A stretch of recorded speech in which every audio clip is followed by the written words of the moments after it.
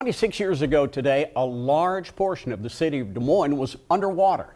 And the devastating floods set in July 10th, 1993, but it all began 2 nights before when roughly 10 inches of rain fell in the Raccoon River Basin, and that all ran downstream, turning the Des Moines Waterworks facility on Fleur Drive into an island on July 9th. The floodwater overtopped that levee on July 11th and forced the waterworks plant to shut down, leaving more than 250,000 people without fresh drinking water for 2 weeks.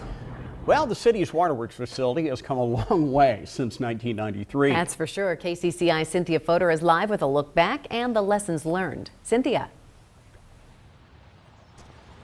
With Stacy and Steve, anyone who was around here 26 years ago will never forget the worst flooding ever here. Changes have been made, lots of them, to try to prevent it from ever happening again. It was such a disaster. It was just unbelievable. In 2 days, nearly 10 inches of rain engulfed the metro.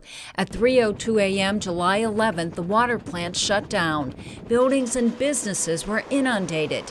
Ted Corrigan, who runs Waterworks now, was there then. It was the hardest I'd ever worked in my life and the dirtiest I ever got, and then when I got home I couldn't have a shower. Des Moines was without water for sanitary use for 12 days and without drinking water for nearly 3 weeks. I just remember, can't use the toilet, no shower, dumping gallon jugs of water over my head to take a shower and stuff. It was a disaster. I was in insurance, so I insured a lot of the properties around here, and it was horrible. It was terrible. Not a day goes by when those who live through it don't appreciate simply having water and the lessons learned of resiliency and being prepared.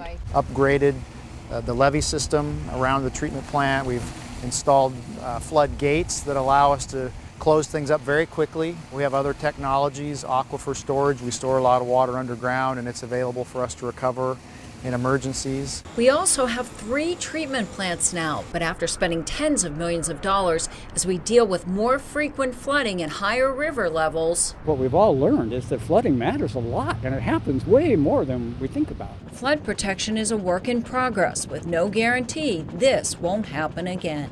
Could it? Sure.